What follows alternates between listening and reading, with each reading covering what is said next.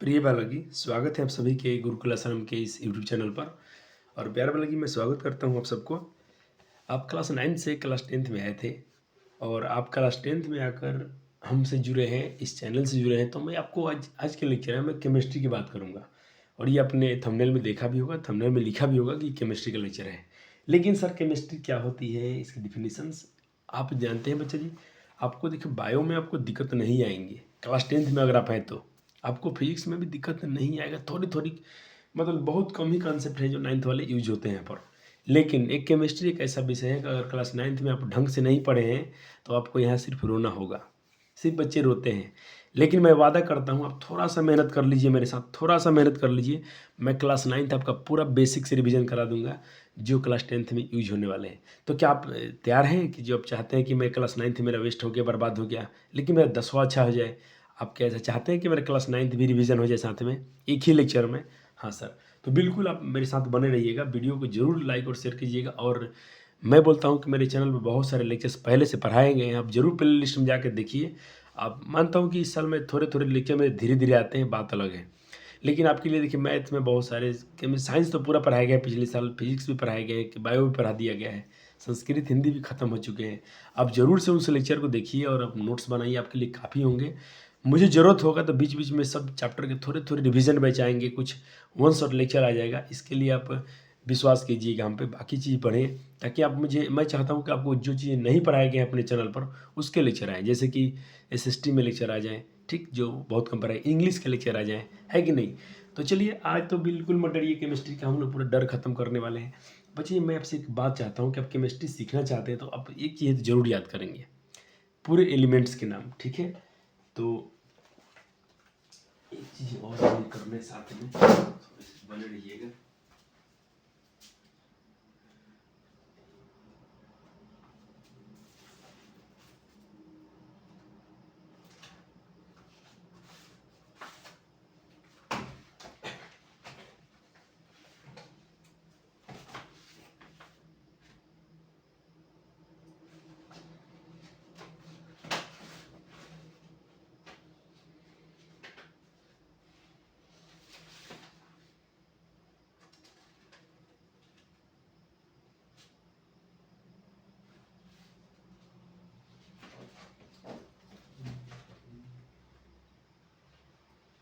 थोड़े से live revision में अपनी थोड़ा सा पेज लगा रहा हूँ ताकि बच्चे को समझाने पड़ेंगे मुझे। बाकी तो अपने लिए बहुत अच्छे से नोट्स बना के लाया गया है, इसके लिए आपको परेशान होना ही नहीं है।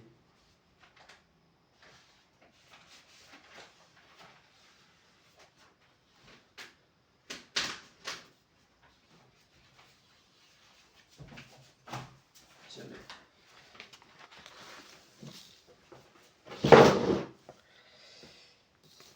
तो मैं आपको शुरू करता हूँ। मैं पहला बात बताता हूँ, ये काम कीजिए। पहले हम बात सीखना है केमिस्ट्री। केमिस्ट्री सीखने के लिए भाई आपको ये टेबल जो दिखाने जा रहा हूँ आपको बहुत अच्छे से जुबान पे होना चाहिए। सर, हमारे क्लास 9 के टीचर बोला करते थे 20 याद कर लीजिए। चलिए, आपके भैया बोलते हैं थोड़े से ज़्यादा, थोड़ा उससे ज़्यादा। क्यों सर? क्योंकि मैं चाहता हूँ कि अब क्लास 10th ही नहीं, क्लास 11th की बातें कुछ कुछ यहाँ पर हो जाए, ताकि अब जब कभी आप आपका स्ट्रीम का साइंस में आपका हो, रुचि हो, साइंस लेना चाहते हो, तो आपको क्लास 11th में बहुत मज़ा आ जाए। इसके लिए सर जी कुछ करना चाहते हैं यहाँ पर। चलिए सर, हम बात करते हैं बहुत सारे एलिमेंट्स को लेके जिनके नाम, और ये तो बच्चे को आना ही आना चाहिए। चलिए, एटॉमिक नंबर, हम एलिमेंट है, ये कुछ एलिमेंट्स के नाम है, hydrogen, helium, lithium, beryllium, boron, ठीक है? इनको आप ऐसे याद रखिएगा, इनके सिंबल्स आपको याद रखने होंगे, ठीक है सर? जैसे मैं कहीं बोल दूं कि एल, आपको लिथियम याद आना चाहिए। मैं कह दूं कहीं पर बोरॉन तो आपको बी से बोरॉन याद आना चाहिए। एन लिख दूं तो नाइट्रोजन समझ लेना चाहिए। ये एलिमेंट्स हैं, ये इनके नंबर भी हैं, एटॉमिक नंबर। मैं यहाँ बोल सकता हूँ कि ये इनके क्या हैं, एटॉमिक नंबर है।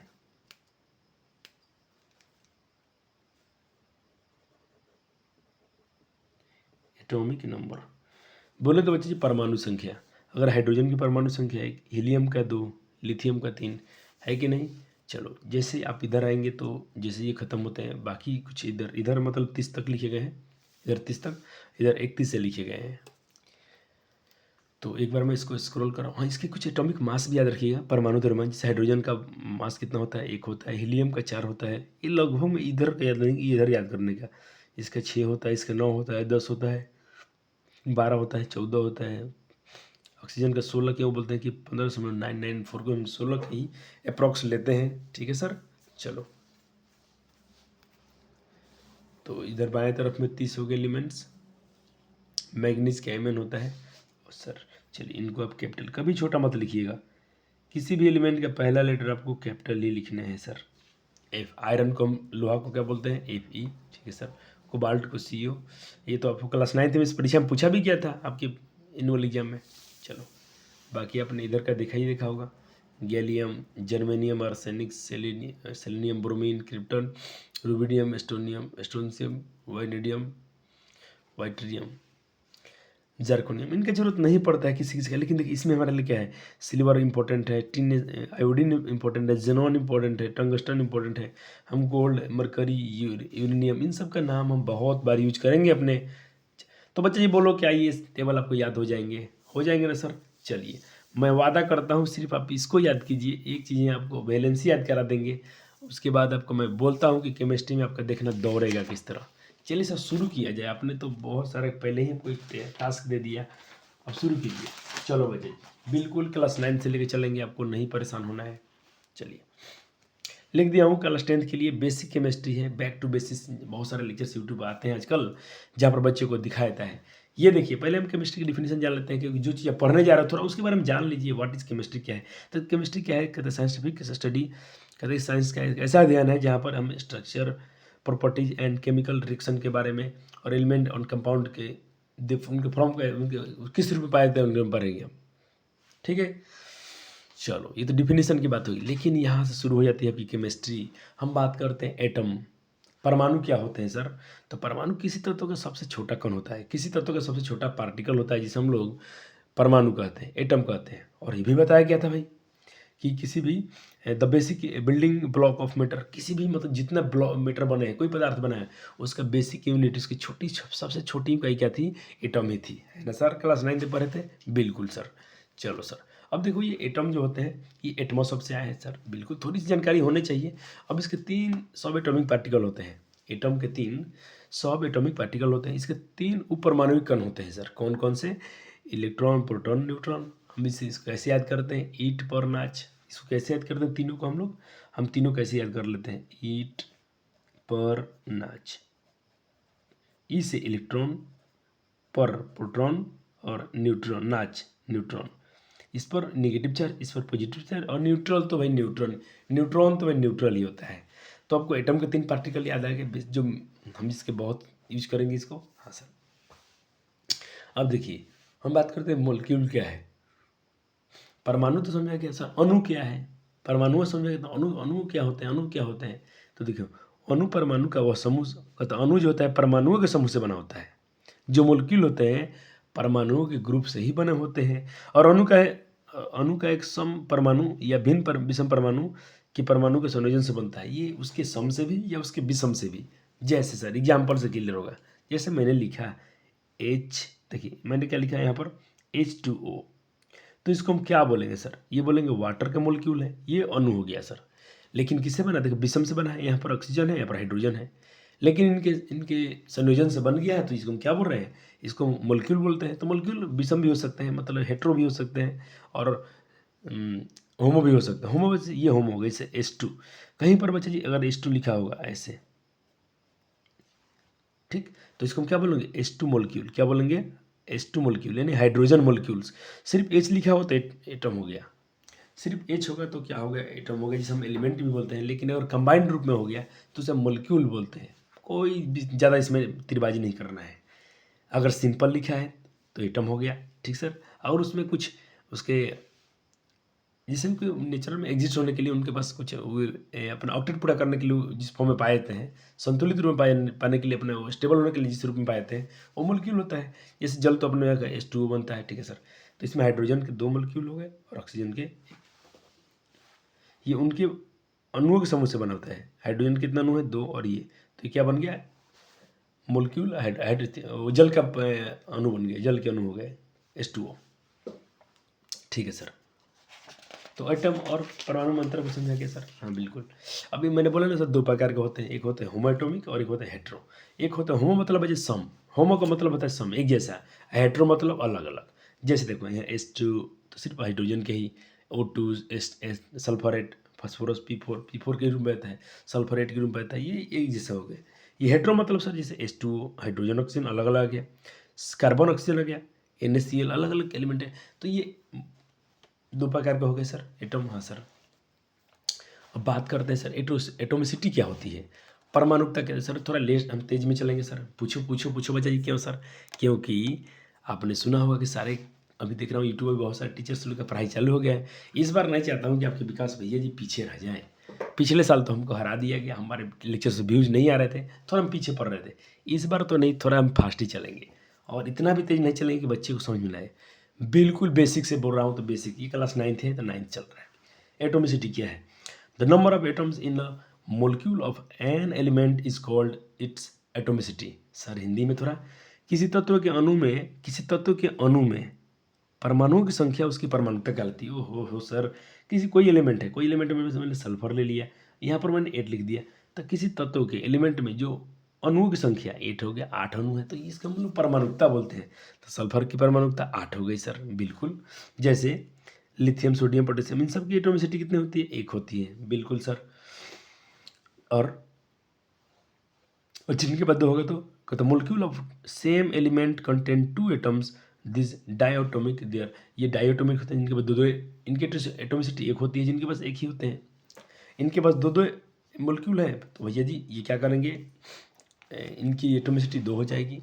जैसे आप हाइड्रोजन की बात कर लेते हैं, ऑक्सीजन की, नाइट्रोजन की, ठीक है ना सर। आपको सवाल भी कुछ पूछे जाएंगे यहाँ से अब। और ऑक्सीजन की, नाइट्रोजन की और क्लोरीन की, ये दो के रूप में होते हैं।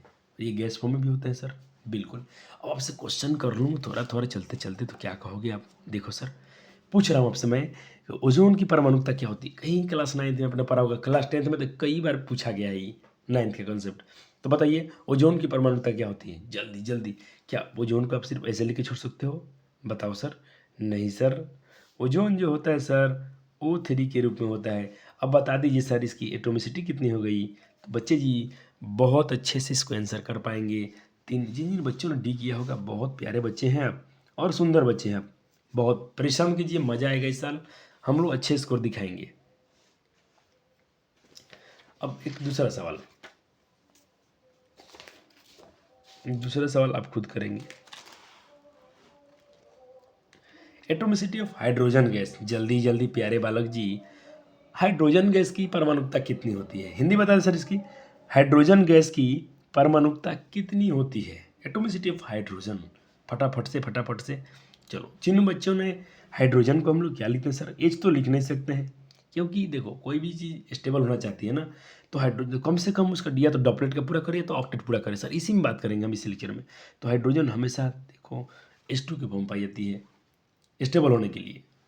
एक हाइड्रोजन, एक अन्य हाइड्रोजन, देखो हाइड्रोजन की परमाणु संख्या 1, हाइड्रोजन परमाणु संख्या 1, ये आपस में एक एक इलेक्ट्रॉन का शेयरिंग कर लेते हैं। और ये H2 के फॉर्म में देखिए, इनके पास भी 2 एटम्स हो गए, इनके पास भी 2 हो गए, अब ये स्टेबल हो गए। तो ये इनकी आपने अगर एक को टिक किया होगा, बहुत सुंदर अच्छे बालक हैं आप। चलो, H2 गैस, क्या किसी को दिक्कत है यहाँ तक सर? मज़ा आया कि नहीं आया? आ गया सर। चलिए, पूरा एकदम तोड़ के पढ़ेंगे हम लोग, थोड़ा सा इंतजार कीजिए। चलिए, हम बात करते हैं फादर ऑफ केमिस्ट्री। सर इसके पिताजी कौन है? तो सबको जानते हैं, टोनी लिबेजियर है, ठीक है सर। रासायनिक फादर, थोड़ा पढ़ लेते हैं, फादर ऑफ केमिस्ट्री, रसायन का जनक। तो कहते कि laid foundation of chemical science by establishing 2 important law of chemical combination. इसमें 2 हमको नियम दिए गए, एक जिसने विज्ञान में अपने नींव रखा। कौन कौन थे वो? जिनका नाम था एटोनी लेबेजियर, ठीक है। आप लेबेजियर शॉर्टकट में याद कर सकते हैं, बड़े बड़े वैज्ञानिक थे, बड़े बड़े नाम थे इनके, ठीक है। ये जनक कहे जाते हैं। लेकिन आपसे कोई पूछ रहे सर भारत के कौन थे? ये तो विदेशी है ना। भारत का रसायन के पिता कौन है? भारतीय कौन थे वो? कोई बता पाएगा क्या?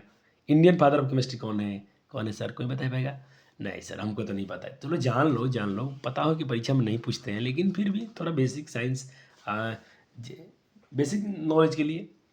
आचार्य सर प्रफुल्ल चंद्रा बंगाल के थे, थोड़ा इनके बारे में लिख दिया हूँ, पढ़ लीजिएगा। चलो सर, हम आते हैं आपका क्लास 9 के एक अच्छे इंपॉर्टेंट चैप्टर पर, जिसका नाम है बोर्स मॉडल।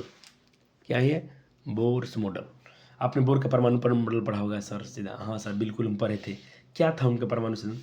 वो क्या बोले थे? Only contain special orbit known as डिसेंटर orbit of electrons are allowed inside the atom.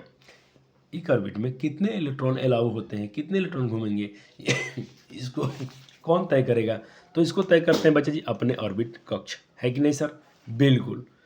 अब देखो, वाइल रिवॉल्विंग इन डिस्क्रीट ऑर्बिट जो होते हैं उसमें मतलब कोई कक्ष में कितने इलेक्ट्रॉन असतत नियमित रूप से चक्कर लगाते रहेंगे, उसको उन्होंने क्या बोला? कक्ष। और वो घूमते हैं किस पर? तो कहते हैं कि भाई जो घूमते हैं डू नॉट रेडिएंट एनर्जी, और जो घूमते रहते हैं तो बच्चे उनको इलेक्ट्रॉन की ऊर्जा ऊर्जित नहीं, मतलब वो घूमने के चक्कर में जैसे इलेक्ट्रॉन चक्कर लगाते हैं। अपने पढ़ा होगा, अपने क्लास 9 में पढ़ा होगा सर, कि मान लीजिए कि अपना न्यूक्लियस हो गया जिसमें न्यूट्रॉन और प्रोटॉन होता है सर, बिल्कुल। और अपने पर ये ऑर्बिट होते हैं, बहुत सारे कक्ष होते हैं। इसमें कौन चक्कर लगाता है सर जी? इसमें इलेक्ट्रॉन।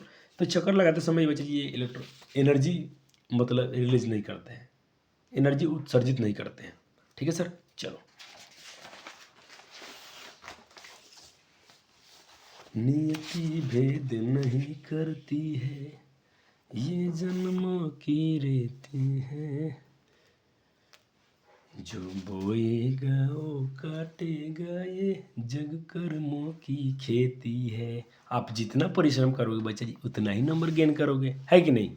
चलो सर, मजा आ गया। थोड़े थोड़े संगीत सर जी गाते हैं बीच बीच में, ताकि बच्चे अपने एनर्जी में आ जाए और माँ सरस्वती के नाम को लेकर पढ़ते रहें। संगीत तो माँ का ही रूप होता है, संगीत गाइए, अच्छे संगीत गाइए जिससे दिल खुश हो जाए।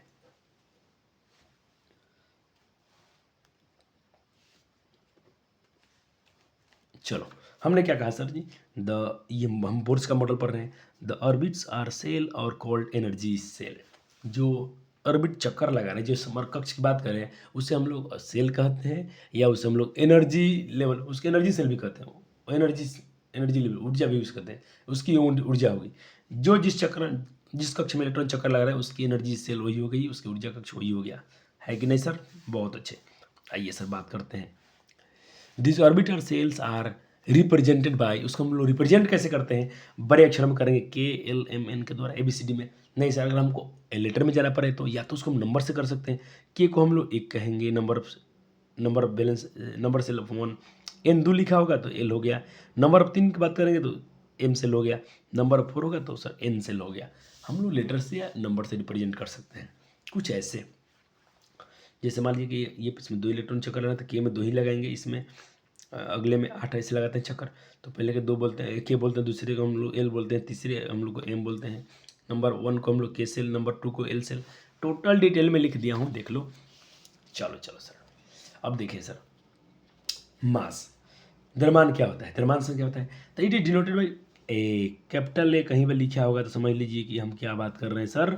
हम परमाणु द्रव्यमान की बात कर रहे हैं भैया जी। आइए सर आगे, मास ऑफ नंबर क्या होता है सर? मास कैसे निकालते हैं? तो number of proton plus number of electron, ठीक है sir. Atomic number is denoted by Z. अब देखो, एटॉमिक नंबर सर, परमाणु संख्या की बात करते हैं हम, जो सर जी आपको शुरू में दिए थे होमवर्क, ये पहला ही टेबल, ये परमाणु संख्या की बात करें, एटॉमिक नंबर, इसको हम लोग जेड द्वारा डिनोट करते हैं। कहीं कैपिटल जेड लिखा है तो आपसे समझ लो कि परमाणु संख्या की बात कर रहे हैं। अगर कहीं पर बच्चा जी ए लिखा है तो इसको समझ जाइएगा कि आपको ये एटॉमिक मास की बात कर रहा है।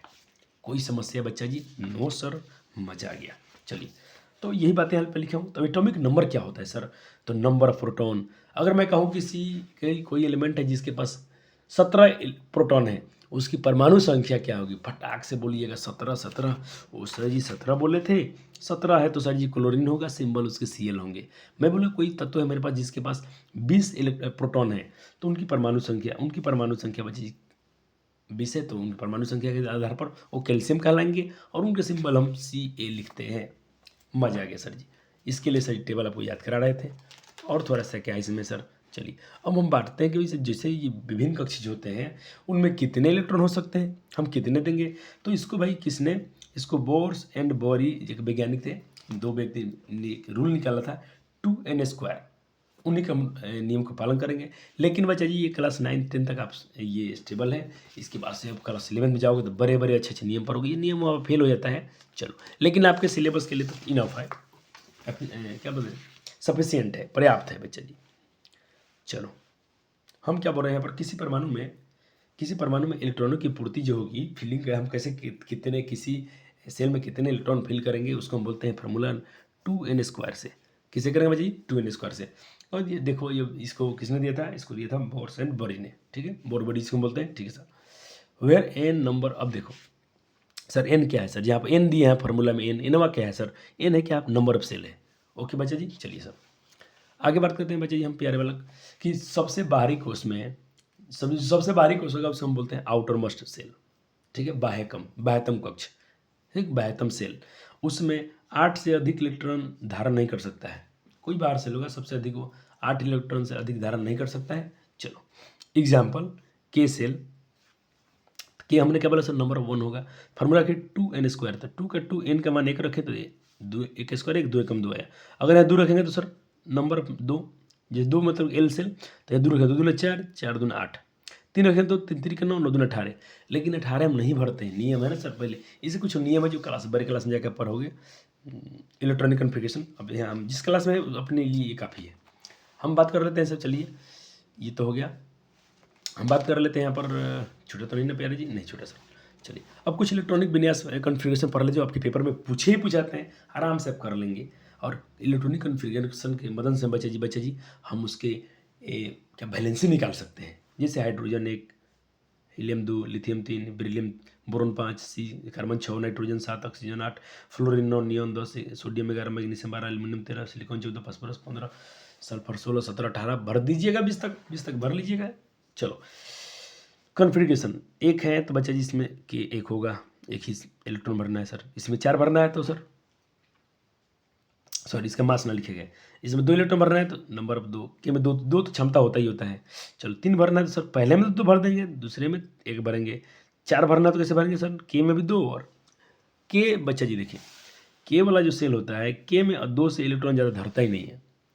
पहला ऑर्बिट है जिसमें वो 2 ही इलेक्ट्रॉन पकड़ सकता है, बाकी उसके बाद वाले जितने हैं सबके 8 कैपेसिटी होती है। देखिए जिसमें एक बात कर लेता हूँ, कार्बन 6, तो 6 में कैसे भरना है, 2 और 4 6, क्लियर। बाकी इन सबको अपने से भर के देखिए, अपने से भर के देखिए, आप आराम से भर लेंगे। आपका थोड़ा सा हम बात कर लेते हैं फास्फोरस की, जैसे 15, तो 15 कैसे भरना है, 2 8 10, अगला से लगेगा m 15, हो गया, आराम से भर दिया आपने। 18 तक तैयार कर लीजिएगा, 20 तक। चलो हम कैल्शियम को भर के देख लेते हैं, क्या मैं कैल्शियम को भरा हूँ कि नहीं भरा हूँ। चलो नहीं भरा, मैं कैल्शियम को भर के देख लेता हूँ। एज फॉर एग्जाम्पल मान लीजिए मैं लेता हूँ कैल्शियम, मैं कैल्शियम रॉब में कर देता हूँ कैल्शियम। सर इसकी एटॉमिक नंबर हम बात करते हैं, जिससे ये कैल्शियम हो गया, एटॉमिक नंबर की बात कर रहे हैं। एटॉमिक नंबर इसका बच्चे ये जानते हैं 20 होता है। कैसे भरेंगे सर इसको कैसे भरेंगे आप, इसके मास जो होते हैं 40 हो जाएंगे। इसके इलेक्ट्रॉनिक कन्फिगरेशन कैसे होगा, तो पहले में के सेल, के में 2 इलेक्ट्रॉन भर सकते हैं, एल में 2 8 से अधिक नहीं 10 हो गया, के एल एम 10 8 18। अब इसमें देखो 3 एम के एम का मानता हूँ, एम बोले तो बच्चा जी, एम बोले तो n ऑफ 3, ठीक, आपके मन में डाउट आता होगा, नंबर ऑफ 3 फार्मूला क्या बोलता है, 2n², तो 2n का मान आप 3 रखोगे तो 3 का स्क्वायर, 3 3 9 2 18। आप बोलो सर हम इसमें 18 डाल देते हैं, नहीं डाल सकते बच्चा, ये कुछ नियम है, इस कुछ रूल्स जो आगे क्लास में पढ़ाए जाएंगे। चलो अभी आपके सिलेबस में ध्यान रखना कि 8 से आपको अधिक देना ही नहीं है, 2 8 10 8 18, और लास्ट वाले को एन वाले को फिर 2 देने का। अब देखो, अब इसका नियम क्या बच्चे, एन में अगर 8 18 8 से अधिक हो जाएगा, कम से कम इसमें 8 से अधिक हो जाएगा, तब इसमें आप 18 पूरा करोगे। जब तक इसमें 8 को पूरा नहीं हो जाते हैं तब तक इसमें आप 18 को नहीं डाल सकते हो। चलो कभी जरूरत पड़ेगा तो बीच में इसके थोड़ा समझा देंगे। अब थोड़ा बेसिक क्लास है, थोड़ा अपना सिलेबस भी तो आगे बढ़ाना है। चलो इस तरह ने मुझे लगता है कि आप लोग को आपको इलेक्ट्रॉनिक कॉन्फ़िगरेशन आ गया। सर इसको हिंदी में क्या बोलते हैं, इसको हिंदी में बोलते हैं इलेक्ट्रॉनिक विन्यास।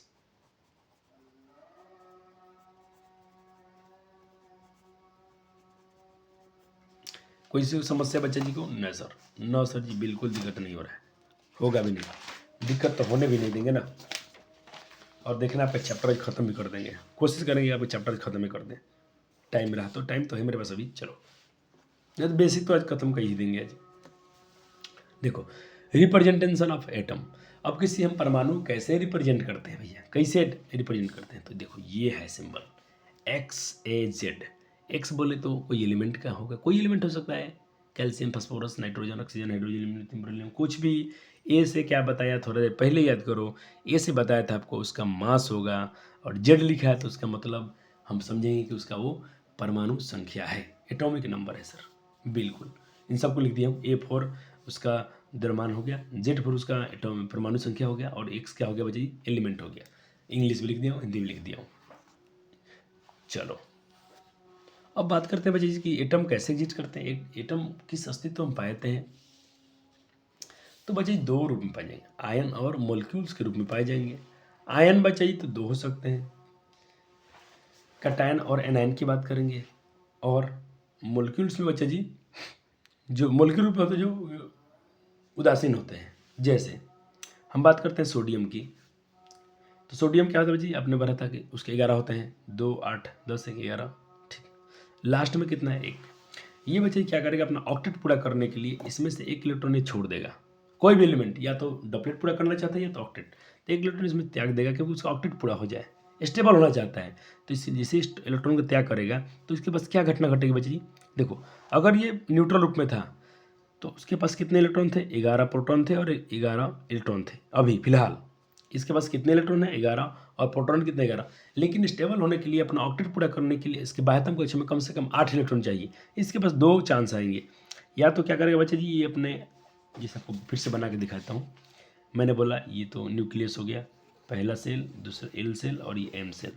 इसमें कितने इलेक्ट्रॉन है, पहले में 2, दूसरे में 2, दूसरे में 8 और लास्ट में 1 है। ये क्या करेगा बच्चा जी, इसमें 8 इलेक्ट्रॉन होते हैं, आप लगा सकते हैं ऐसे। इसको त्याग कर देगा तो इसके पास क्या हो जाएगा, 8 ही बच जाएगा। ये न्यूक्लियस अपना खो देगा, ये वाला सेल्स खो देगा, तो इसके पास क्या होगा, सिर्फ 8 वाला बचेगा, स्टेबल हो गया। लेकिन तुम अगर नहीं सर हम खोएंगे नहीं, तो इसको 8 को पुराने के लिए क्या करेगा, अब 7 इलेक्ट्रॉन किसी से लेना पड़ेगा। तो 7 इलेक्ट्रॉन ग्रहण करना, गेन करना किसी भी एटम्स के लिए इतना आसान नहीं होता है। न्यूक्लियस में बहुत एनर्जी की जरूरत होगी, बहुत उसके ऊर्जा की आवश्यकता होती है। जो उसके लिए अच्छा होगा, सबसे अच्छा रास्ता दिखेगा, चुपचाप एक किसी को दे देगा, लूज कर देगा, वही आसान है इसके लिए। तो लूज करने का मतलब क्या होगा, पहले तो इसके पास क्या थे, 11 प्रोटॉन थे और 11 ही इलेक्ट्रॉन थे। लेकिन सर अब घटना क्या घटा, एक तो इलेक्ट्रॉन कम हो गया, अब तो 11 प्रोटॉन हो गया और 10 ही इलेक्ट्रॉन बचे। इसमें क्या होगा सर, दोनों सेम आवश्यक होता है, तो किसकी संख्या बढ़ गई, प्रोटॉन की संख्या बढ़ गई। यानी प्रोटॉन क्या होते हैं, पॉजिटिव होते हैं, यानी इस पर पॉजिटिव चार्ज आ गया, यानी सोडियम पर आ जाएंगे एक बढ़ोतरी हो गई, ठीक है सर। अब प्लस साइन क्यों आया, क्योंकि उसने 1 इलेक्ट्रॉन का त्याग किया है। अगर कोई चीज़ इलेक्ट्रॉन का त्याग कर रहा है तो उस पर धनायन आएगा, अगर गेन कर रहा है, इलेक्ट्रॉन ग्रहण कर रहा है तो उस पर ऋणायन चार्ज आएगा, यानी उस पर एनायन चार्ज आएंगे। कटायन और एनायन की हम बात करेंगे यहाँ पर। तो सोडियम क्या बनाया, कटायन बनाया, क्योंकि एक प्लस उस पर बच गया, क्योंकि प्रोटॉन की संख्या बढ़ गई। अब चलते ऐसे ही क्लोरीन की बात देख लो, उसकी बात है उसमें 7 इलेक्ट्रॉन है। अब वो क्या करेगा, ऑक्टेट पूरा करने की तो 7 या तो त्याग कर दे या किसी से 1 ले ले। तो ये किसी से 1 इलेक्ट्रॉन ले लेगा, इसके लिए आसान है। 1 इलेक्ट्रॉन लिया तो क्या घटना घटी, 17 प्रोटॉन तो थे, क्योंकि क्लोरीन की परमाणु संख्या 17 होती है सर। तो परमाणु संख्या जो होता है, कोई भी एटम न्यूट्रल फॉर्म में होते हैं, उदासीन रूप में होता है, उसमें 17 प्रोटॉन और 17 इलेक्ट्रॉन। लेकिन 1 इलेक्ट्रॉन तो भर गया ना, इसके पास 18 इलेक्ट्रॉन हो गया। किसकी संख्या बढ़ गई, निगेटिव चार्ज बढ़ गया सर, एक निगेटिव ज़्यादा हो गया, तो 17 प्रोटॉन 17 इलेक्ट्रॉन तो बराबर हो गया, एक अधिक इलेक्ट्रॉन हो गया, तो 1 इलेक्ट्रॉन यानी 1 निगेटिव चार्ज हो गया। इसको हम ऋणायन बोलते हैं, यानी एक इसको हम बोलेंगे, इस पर 1 निगेटिव चार्ज आ गया, एक इस पर ऋणायन चार्ज आ गया। यहाँ तक किसी को दिक्कत नहीं, दिक्कत है तो एक क्वेश्चन करके दिखा दूँ तो मैं समझ लूँगा कि आपने कंसेप्ट में बढ़िया से पढ़ लिया है बच्चा जी। सर क्वेश्चन आप इंग्लिश में क्यों लिख दिए हो, हिंदी में समझा दो, हम बना देंगे। हाँ बच्चे चलो, और मेरे बच्चे बहुत आप लोग इतने कमज़ोर भी नहीं हो जो हमसे पढ़ रहे हो, आपको इतनी थोड़ा बहुत इंग्लिश आ जाती होगी। इलेक्ट्रॉन कहते कि एलिमेंट एक्स है, कोई एलिमेंट एक्स है, has 11 electron, the correct electronic configuration is, उसके पास 11 इलेक्ट्रॉन है, तो उसके करेक्ट उसका इलेक्ट्रॉनिक विन्यास क्या होगा, इसका सही इलेक्ट्रॉनिक विन्यास क्या है। चलो 11 है तो भर के देख लो। हम इलेक्ट्रॉनिक विन्यास में इलेक्ट्रॉन को तो फिल करते हैं, पहले में 2 आपने कर लिया सर आंसर, हाँ कर लिया, 11 भरना है। दूसरे में 8 एल के एल और एम सेल में 1, 281। किन किन बच्चों का सी आंसर आया था, आप अच्छे थे, आप अच्छे हैं और सुंदर भी हैं आप। चलिए इसके बाद भी आपको नहीं आ रहा है बच्चे, थोड़ा तो दुख की बात हो जाएगी सर के लिए, क्योंकि आप ऑलरेडी ऐसे ही लेट हैं। अभी तक हम क्लास 9th में हैं, अभी तक हम क्लास 9th में हैं बच्चे, जब भी आपका क्लास 10 शुरू हुआ ही नहीं है।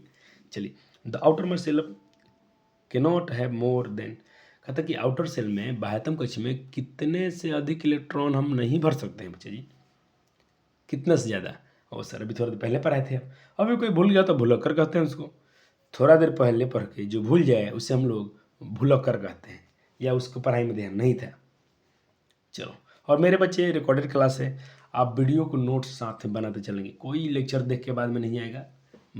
माँ सरस्वती की कृपा से जितने भी बच्चे मैंने लेक्चर देखे, मैं उनसे विनम्र विनती करता हूँ कि आप जो भी लेक्चर मेरे देखें, वीडियो को रोक रोक के उसके नोट्स बनाते चलें, ये मेरी कामना है। सर जी ऐसा ही चाहते हैं, वो देख कर कल लिखेंगे परसों लिखेंगे, ऐसा काम नहीं। चलो, तो जिन बच्चों का सी था बिल्कुल अच्छा, क्यों हम जानते हैं कि 8 से मध्य। चलो, यहाँ पर सवाल क्या है, कहता है कि maximum number of electron in a given cell is given by, हम कितने दे सकते हैं, किसी सेल को हम कितने इलेक्ट्रॉन दे सकते हैं मैक्सिमम। तो भाई आपको तो फार्मूला पता है 2n² से, ये वाला हो गया, साइड में आंसर भी फिल कर दिया हूँ। चलो, अब यहाँ देखें, कहता क्वेश्चन, कहता electronic configuration of calcium is, C A लिखे हो ना, तो कैल्शियम हो गया। यहाँ पर क्या लिखे हैं मुझे, सी ए, कैल्शियम। कैल्शियम का क्या होगा, सही सर 20 भरना है, 20 भरना है तो भर लीजिए। ओ सर इसको तो आप कराए ही थे थोड़ी देर पहले। हाँ सर बिल्कुल है, तो ऑप्शन नहीं हो जाएगा, 2 8 10 18 18 2 20, इसीलिए 2 है ना, तो इसकी वैलेंसी भी यहीं से निकल जाएगी, इसकी वैलेंसी भी 2 हो जाएंगी। अब चलो, यहाँ पर पूछ रहा है कि भाई मैग्नीशियम का कॉन्फ़िगरेशन क्या होगा। परमाणु का सही इलेक्ट्रॉनिक विन्यास चुने, किसके लिए, मैग्नीशियम एटम का। मैग्नीशियम परमाणु का बताइए कौन सा होगा। तो 11 होता है, तुम क्या भरेंगे, मैं सब 12 होता है ना। देखिए बच्चा जी, मैग्नीशियम 12 पे होते हैं, तो 12 इलेक्ट्रॉन फिल कीजिए इसमें। तो भरने के नियम 2 8 10 2 12, ये सही हो जाएगा सी। 2 8 10 2 12, ये गलत हो जाएगा, हाँ सर सी ऑप्शन सही हो जाएगा। अब आपसे क्या पूछ रहे हैं ये लोग, आपसे पूछ रहे हैं सवाल यहाँ पर कि how many electrons can be accommodated in the third cell of an atom. कोई एक एटम, कोई एक परमाणु है जिसके तीसरे सेल में कितने इलेक्ट्रॉन भर सकते हैं। तीसरा में तो 2n² लगा दीजिए, तो तीसरा सेल है तो 2, थर्ड का स्क्वायर, तीसरी के 9 दूना 18 सेल हम भर सकते हैं, हेंस 2n² से। ऑप्शन नहीं तो बिल्कुल राइट हो जाएगा। चलो सर, आपसे क्या पूछ रहे हैं ये लोग, आपसे पूछ रहे हैं कि if element have atomic number z, then what will be the number of proton. किसी की 7 है ना सर, 7 है, उसकी एटॉमिक नंबर 7 है, तो उसके पास कितने प्रोटॉन होंगे। तो सर जी आपको थोड़े पहले पढ़ाए थे, जो नंबर प्रोटॉन होते हैं, जो नंबर प्रोटॉन होता है बच्चे जी, वो जेड के बराबर होता है, वो परमाणु संख्या के बराबर होता है, एटॉमिक नंबर के बराबर होता है। तो उसका एटॉमिक नंबर 7 है, तो उसका प्रोटॉन की भी संख्या 7 हो जाएगी, इसमें नो डाउट। क्योंकि नंबर, एटॉमिक नंबर जो होता है नंबर ऑफ प्रोटॉन्स के बराबर होता है, परमाणु संख्या जो होता है परमाणु संख्या जो होता है प्रोटॉन की संख्या के बराबर होता है। क्या सर हिंट्स दे दिया हूँ यहीं पे बच्चे को। चलो सर, अब देखें आपसे क्या पूछ रहे हैं ये लोग, पूछ रहे हैं कि द कॉन्फ़िगरेशन ऑफ सोडियम 2 8 10 1 11 2 8 1, कहते देन द वैलेंसी, इसकी वैलेंसी क्या होगी। अरे भाई, तो जो इसके लास्ट में इलेक्ट्रॉन होगा इसी से मतलब करेंगे, अगर 4 से कम है तो इसकी वैलेंसी हो जाएगी। जैसे लास्ट में 1 है तो उसकी वैलेंसी 1, 2 होगा तो वैलेंसी 2, 3 होगा तो वैलेंसी 3, 4 है तो वैलेंसी 4, लेकिन 5 होगा तो 8 में से घटाना शुरू कर देते हैं। अगर मान ली लास्ट में 5 होता है तो 8 में से 5 गया, वैलेंसी 3, 6 होता तो वैलेंसी 8 में से हो गया 2, लास्ट में 7 होता तो 8 में 7 गया, वैलेंसी 1, और लास्ट में 8 होगा तो उसकी वैलेंसी 0, 8 में से 8 गया 0, क्योंकि वो नोबेल गैस हो गया। चलो सर, बिल्कुल सही है बच्चा जी, प्यारे बालक, इसके हो गए, वैलेंसी 1 हो जाएगा। और सोडियम के क्या होता है, what will be the valency of sulphur, sulphur की वैलेंसी निकाल दो, क्या होगा, 2 8 10 6 16, 6 आया। मैंने क्या बोला, लास्ट में 6 है तब 8 में से घटाइए, 8 में से 6 गया तो 2, ये 6 गए तो ये 2 को इलेक्ट्रॉन ले लेगा, तो 2 इलेक्ट्रॉन लेगा तो इसकी वैलेंसी 2 हो गई। क्या इतना आप समझ गए, इतना समझ गए तो समझिए अब 10वां का शुरू हो चुका है। क्योंकि हम वैलेंसी में चल जा रहे हैं। वैलेंसी के बाद हम फार्मूला बनाना सीख लेंगे, उसके बाद तो काम खत्म। चलिए, व्हाट वैलेंसी सर, संयोजकता क्या होती है? तो संयोजकता आप बिल्कुल पढ़ते यार कब से, हम अभी तो थोड़े पहले बता दिया कि रासायनिक यौगिक में दो या दो से अधिक तत्वों के भार के अनुसार निश्चित अनुपात में संयोजन से बनता है। तत्वों की संयोजन क्षमता समान नहीं होती है। ठीक है सर। कहता है कि it observe that the atom of the element combines, जो जुड़ते हैं, the defined number of atoms of other elements from stable compound. Valency is defined as combining capacity. देखो, कोई एलिमेंट दूसरे से कितनी उसकी क्षमता है जुड़ने की, कोई एलिमेंट किस एलिमेंट से जुड़ने की जो उसकी क्षमता होती है, उसकी वैलेंसी कहलाती है। जैसे सर जी मैग्नीशियम 2 8 10 12, लास्ट में 2 है, तो ये क्या करेंगे बच्चे, स्टेबल होने के लिए 8 पूरा करेंगे, ऑक्टेट पूरा करने के लिए इसको लूज कर देंगे। तो जैसे लूज कर देंगे तो क्या फ़ायदा होगा इनके पास, इन्होंने 2 इलेक्ट्रॉन का लूज कर देंगे तो इनके पास क्या होगा, देखो मैग्नीशियम क्या करेगा, मैग्नीशियम करेंगे बच्चे 2 इलेक्ट्रॉन का लूज कर देंगे तो क्या बचेगा इनके पास, 2 चार्ज बढ़ जाएगा। क्योंकि देखो पहले तो प्रोटॉन कितना था 12, इलेक्ट्रॉन भी कितना था 12, अब इलेक्ट्रॉन तो इनके पास कितना हो गया 10, ऐसे लिखता हूँ पी, चलो, और इलेक्ट्रॉन 12 और 10, तो देखो निगेटिव तो कम हो गया, पॉजिटिव 2 को बढ़ गया, तो 2 बढ़ गया तो वही इसका पॉजिटिव चार्ज हो गया, यही इसकी वैलेंसी हो गई। 2 त्याग कर रहे हैं ना, 2 इसको देने की जो लेने की क्षमता हो या देने की क्षमता हो, इसकी वैलेंसी होती है। चलो सर, ऐसे ही आप निकाल दीजिए, किसी के आप निकाल सकते हैं वैलेंसी। लेकिन सबसे इम्पोर्टेंट आज का सेशन ये, तो क्या सर जब तक अभी तक हम जो पढ़े आधा घंटा से क्या बेकार था, नहीं बच्चे जी, वो तो न्यू था ही आपका, मतलब अब थोड़ा आप ज़्यादा ध्यान दीजिएगा यहाँ से। पिछले वाले चैप्टर्स भी बहुत ज़रूरी थे आपके लिए, जो भी टॉपिक पर अपने, ये तो बहुत इंपॉर्टेंट है। केमिकल फार्मूला, क्योंकि आप जब तक रासायनिक सूत्र नहीं बना पाएंगे, कोई केमिकल फार्मूला नहीं बना पाएंगे, तो आप केमिस्ट्री तो पढ़ ही नहीं सकते हैं, नहीं पढ़ सकते हैं। चैलेंज देता हूँ मैं आपको, नहीं पढ़ पाएंगे, आपको रटना पड़ेगा। रटते रटते बच्चे पागल हो जाएंगे, आप केमिस्ट्री छोड़ के भाग जाएंगे, फिर चले जाएंगे आप हिंदी उन्दी के पास, हिस्ट्री के पास, बोलेंगे वो अच्छा विषय खराब है। मैं बोलता हूँ जो विषय आपको पढ़ा दूंगा उस विषय से आपको प्यार हो जाएगा, क्योंकि माँ सरस्वती की कृपा है हम पे, जो विषय मैं पढ़ा हूँ, जिस बच्चे को मैं हेल्प किया हूँ, बच्चे को पसंद आ गए हैं, तो बहुत बहुत माँ सरस्वती का प्यार हम पे, और उनको बहुत दिल से नमन और प्यार समझ, और उनको धन्यवाद। और माँ सरस्वती की कृपा हम पे बने रहे, मेरे सभी बच्चों पे बना रहे, यही मेरी दुआ है उनसे। चलो आइए सर, फार्मूला बनाइए लेते हैं हम लोग, क्या करना है इसमें, कुछ भी नहीं। देखो कहते हैं द सिंबलिक रिप्रेजेंट, कोई सिंबल उसको रिप्रेजेंट करते हैं द कंपोजिशन ऑफ कंपाउंड, और उनकी जो कंपोजिशन होगी, जो संगठन होगी, उसको हम बोलेंगे रासायनिक सूत्र। इनके कुछ कैरेक्टरिस्टिक हैं, जैसे ये बोलते हैं द बैलेंस और चार्ज, इसमें आपको बैलेंस और चार्ज, उसके मोस्ट बैलेंस, ये बहुत इंपॉर्टेंट होना चाहिए। दूसरा पॉइंट कि symbol of metals comes first, पहले तो आपको सिंबल, उसका सिंबल फर्स्ट लिखना है। जैसे मैं बोलता हूँ कैल्शियम ऑक्साइड, तो यहाँ पर क्या है, सिलम, जितना आप कोई सूत्र लिखेंगे, कोई भी सूत्र लिखा होगा, उसका पहला लेटर चेक कीजिएगा। इसमें 2 एलिमेंट है, एक इधर कैल्शियम है, इधर ऑक्सीजन है, पहले वाला हमेशा मेटल ही होगा। नोट कीजिए, ये बात नोट कीजिए, कोई भी फार्मूला लिखा होगा, उसका पहला जो चीज़ होगा वो मेटल ही होगा। कहीं किताब में नहीं लिखा है, जाइए खोज लीजिए, जो बातें आपको बताया जा रहे हैं पर। और मैं शुक्रगुजार हूँ उन अपने टीचर्स का जिनसे हम पढ़े हैं, जिनसे सीखते हैं, बहुत बहुत दिल से उनको नमन। चलिए सर, कहता अब देखिए कुछ पॉलीएटॉमिक की बात करेंगे हम, जो बहुपरमाणुक होते हैं। कहता कि ion use are ion are enclose, जब भी आप बहुपरमाणु की बात करेंगे, उसको जब भी उसमें चार्ज लगाएंगे तो उसको आप इनक्लोज कर दीजिएगा। सर बहुपरमाणु क्या होता है, देख बच्चे, अगर मैं कहीं लिख दिया हूँ OH, इसमें 2 हो गया एटम्स, 2 एलिमेंट आ गए, तो आ गया ऑक्सीजन हाइड्रोजन, इसको हम हाइड्रोक्साइड पढ़ते हैं। जब इनमें किसी के चार्ज लगाना हो तो इसको इनक्लोज करना पड़ेगा ब्रैकेट में। आया क्लियर आया? हाँ सर। अब चलिए सर, जैसे मैं आपको दिखा रहा हूँ एक ratio, calcium hydroxide. Sir calcium की वैलेंसी तो 2 होती है, और हाइड्रोक्साइड की वैलेंसी सर 1 होती है, एक इधर लग जाएगा 2 इधर।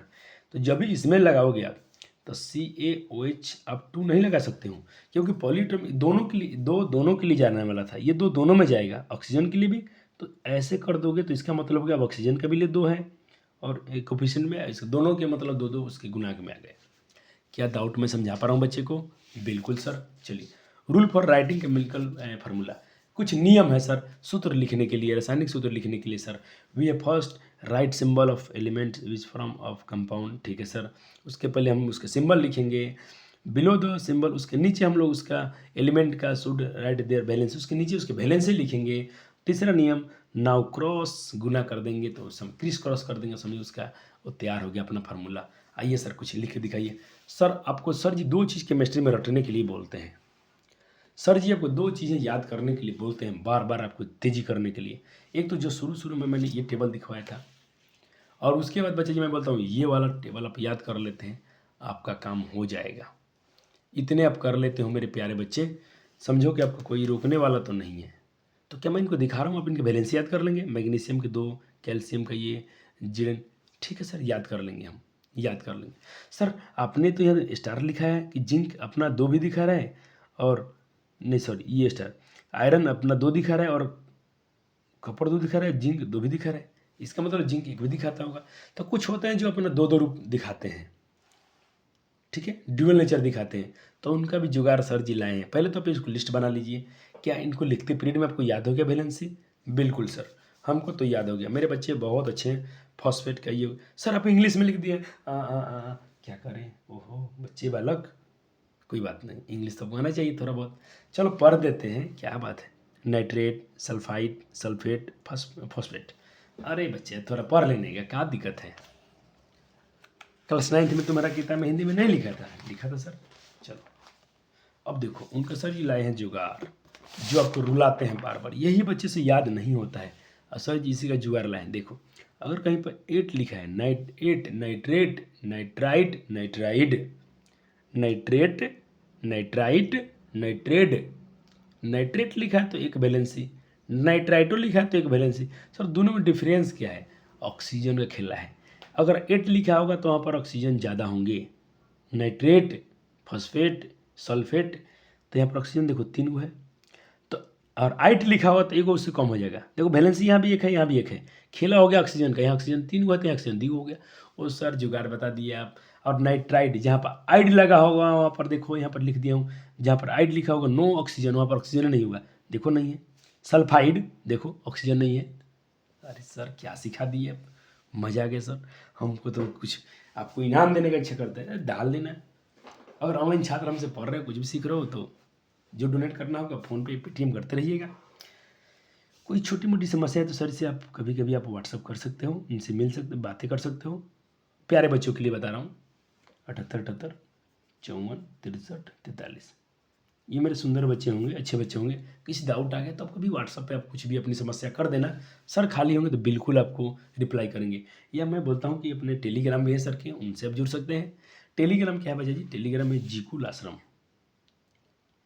चलो उसका मैं लिंक आपको बताऊंगा, कभी आराम से जुटिएगा। कोई जरूरत, हम ज़्यादा मोबाइल चलाने का तुम डालना चाहते हैं, तुम कितना पढ़ो ट्रिक सर। अब देखो पॉलीएटॉमिक जो होते हैं ना सर, जैसे ये देखो सर, इसमें 2 चार्ज आ गया, इसमें 2 चार्ज, इसमें ये पॉलीएटॉमिक है, इन पे चार्ज कैसे निकालते हैं?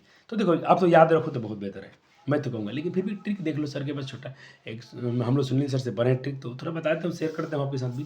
जैसे इसको बोलते हैं phone trick, fluorine, oxygen, nitrogen. Fluorine का बैलेंस 1 माइनस मानिएगा, ऑक्सीजन का -2 मानिएगा, और नाइट्रोजन को आप -3 मानिएगा, और बाकी को पॉजिटिव चार्ज देकर आप उसकी बैलेंसी याद कर सकते हैं। जैसे मैंने बोला हाइड्रोक्साइड, तो हाइड्रोक्साइड वही चीज लिख दो आप, इसकी बैलेंसी आपको नहीं पता है। चलो सर ने क्या सिखाया फोन ट्रिक में, थोड़ा यहाँ पर फिर से ले लेता हूँ ताकि आपको फोन ट्रिक समझाने में हमको आसान हो जाए। OH, इसकी बैलेंसी निकालना चाहते हैं, नहीं पता है, कोई बात नहीं। यहाँ पर X, मान लीजिए X कुछ पता नहीं है आपको, तो O का मैंने क्या बोला, ऑक्सीजन को आप क्या लेंगे सर, माइनस में लीजिएगा, ठीक है। और हाइड्रोजन जो उसके बाद बच गया उसको पॉजिटिव में। हाइड्रोजन की बैलेंसी कितनी होती है सर, क्या लिखे हैं उसके परमाणु, उनके बैलेंस, हाँ ठीक है। ऑक्सीजन, हाइड्रोजन में तो 1 होता है सर, बिल्कुल। और ऑक्सीजन में कितना होता है बच्चे जी? ऑक्सीजन में होता है अपने वाला -2 लेना है, तो इसमें जोड़िए, सॉरी इसका लेना है -2, इसको जोड़ दीजिए 1, तो -2 +1 का बैलेंस, इसका रिजल्ट क्या आएगा -1, यानी हाइड्रोक्साइड का देखना चेक कर लीजिएगा, इसकी बैलेंसी -1 होती है। क्या सुंदर सिखा दिए सर, कोई और दिखा दीजिए, कोई और। चलिए मैं ये दिखाता हूँ, हाइड्रोजन कार्बोनेट को, पॉलीएटॉमिक है, बच्चा डरता है कैसे याद करें, हाइड्रोजन HCO3, हाइड्रोकार्बोनेट का सर वैलेंसी कितना होगा? मैंने बोला हाइड्रोजन के लिए प्लस लिखिए 1 सर। कार्बन का कितना होता है सर बच्चे जी? 4 होता है ना। कार्बन का कितना होता है? 6 होता है ना परमाणु संख्या, तो इसको कैसे भरोगे? तो 2 और 4 6, तो इसके 4 हो गए सर, बिल्कुल। अरे कार्बन, पागल नहीं समझ रहे हो? कार्बन परमाणु संख्या 6, तो इसका इलेक्ट्रॉनिक कन्फिग्रेशन क्या होगा? 2 + 4, तो इसका जो बाह्यतम वाला लेना है, तो कार्बन का 4 लिया प्लस। ऑक्सीजन में सर क्या बोला गया था? माइनस में लेना 2, लेकिन 3 ऑक्सीजन है तो 3 लीजिए, और इसके लेना माइनस में 2। इसको सॉल्व कर लीजिए, तो देखो ये तो हो जाएगा -6, ये जो 5, 4 1 5 और 3 दूना -6, 5 में 6 होगा -1, यहाँ भी सर -1। क्या खूबसूरत है सर, क्या खूबसूरत है। आप फाउंड ट्रिक इस्तेमाल करके बच्चे बहुत सारे एलिमेंट का अचानक तुरंत सेकेंडों में आप बहुत सारा जाके देखना, आपको बहुत सारे टीचर्स नहीं पढ़ाए होंगे, शायद नहीं पढ़ाए होंगे। चलो अब देख लीजिए, हो गया। अब यहाँ पर कुछ मैं ये बात कर रहा हूँ, कोई चीज़ जो है ना सर, पीरियड टेबल थोड़ा पढ़ाता हूँ हमको। सर आवर्त सारणी क्यों पढ़ाते हो? आवर्त सारणी तो हमको 10वीं पढ़ना है और आखिरी में पढ़ना है, और सिलेबस सीबीएसई तो कट गया, लेकिन बिहार बोर्ड में पढ़ना है। कोई बात नहीं बच्चे जी, जो बोर्ड में पढ़ना है नहीं पढ़ना है, पीरियड टेबल तो आपको पढ़ ही लेना चाहिए, मैं ये बोलूँगा, क्योंकि क्लास 11th यहीं से शुरू होती है पीरियड टेबल से। देखो 118 एलिमेंट है, उसमें ग्रुप 1 ग्रुप 2 ऐसे करके उसमें टोटल 18 ग्रुप आते हैं।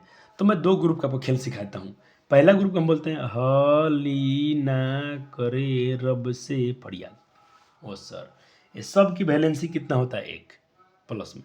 ग्रुप 2 वाले का देखिए, बेटा मांगे कार सारा बाप राजी, चाहे बेटा मांगे कार स्कूटर बाप राजी, इन सब की वैलेंसी 2 होती है sir. Beryllium, magnesium, calcium, strontium, barium, radon, helium, hydrogen, helium, lithium, hydrogen, lithium, sodium, potassium, इन सब की वैलेंसी 1 होती है, इन सब की वैलेंसी 2 होती है। अब देखो सर, आप इसमें रोते थे ना सर, कॉपर 2 वैलेंसी होता है, कॉपर 1 में चार्ज आता है और कॉपर 2 भी चार्ज आता है, ठीक है सर। आयरन में 2 भी चार्ज आता है, आयरन 3। अगर मैं बता रहा हूँ सर, जहाँ चार्ज ज़्यादा होगा वहाँ पर इक लगाने का, इक का हो जाएगा, जैसे 1 है ना कॉपर में, तो इसको बोलेंगे एक में क्या बताया? अस, तो क्यूपरस। जहाँ 2 चार्ज है क्यूपरिक, इसको क्या पढ़ेंगे? 2 चार्ज वाले को फेरस, 3 ज़्यादा चार्ज है 3 फेरिक। तो आयरन में 2 चार्ज दिखाता है, ये कुछ है तो इनको लिख दिया हूँ। मरकरी भी 2 दिखाता है, 1 2 दिखाता है, 3 2 दिखाता है, लेकिन यहाँ पर Hg2 दिखाता है। ये बड़े क्लासों के लिए है, आपको तो सिर्फ इसमें कन्फ्यूजन आता है ना सर, ये दिखाते हैं तो इनका मैं लिख दिया हूँ बस। अधिक चार्ज होगा तो इक लगाने का, और कम चार्ज होता है अस लगाने का, फेरस, ठीक है, क्यूपरस। और सर मज़ा आ गया, सुंदर है सर, बहुत सुंदर है सर, केमिस्ट्री बहुत सुंदर है, बहुत देखना बच्चे, सारे विषय सुंदर हैं। जाइए संस्कृत पढ़ के देखिए, हमारे चैनल पर बहुत अच्छे से पढ़ा दिएंगे आपको सर। उसके रिवीजन बैच आएंगे, बिल्कुल आएगा बच्चे जी, आपको नए नए क्वेश्चन लेकर आएंगे, रिवीजन करा देंगे 1 शॉट में, क्या दिक्कत है? थोड़ा बने रहिए मेरे साथ। चलिए रूल 2 देखिए सर, जैसे हाइड्रोजन, एक इन देखो, hydrogen, oxygen, calcium, bromine, iodine, इन सब की वैलेंसी बच्चे फिक्स है। इनकी 1 होती है, इनकी -2 होती है, इनकी -1 होता है, इनकी वैलेंसी तो फिक्स होता है। अब चलते हैं बच्चे जी, हम लोग फार्मूला बनाते हैं हाइड्रोजन क्लोराइड। चलो, तो पहले मैंने क्या बोला? पहले सिंबल लिखिए सर, हाइड्रोजन का सिंबल हो गया, क्लोरीन का सिंबल, क्लोराइड, हाइड्रोजन का सिंबल ये होता है क्लोराइड मतलब क्लोरीन होगा, तो क्लोरीन का सिंबल ये होता है। इनकी वैलेंसी नीचे लिखिए, वैलेंसी, हाइड्रोजन की वैलेंसी 1, ये इसकी वैलेंसी 1। आप चाहें तो सर प्लस लगा सकते हैं, इसमें प्लस इसमें माइनस, कोई फर्क नहीं पड़ता है, ये इधर जाएगा ये इधर जाएगा, कहने का मतलब दोनों के में जाएंगे 1 1। तो इसको आप ऐसे लिखना चाहते थे सर अपने हिसाब से, तो बच्चे बेस में जब बेस सेम हो तो बेस नहीं लिखा था, बेस खत्म हो जाएगा, क्या बचेगा? HCl, hydrogen chloride. इसको हम लोग हाइड्रोक्लोरिक भी बोलते हैं, ठीक है sir, hydrochloric acid.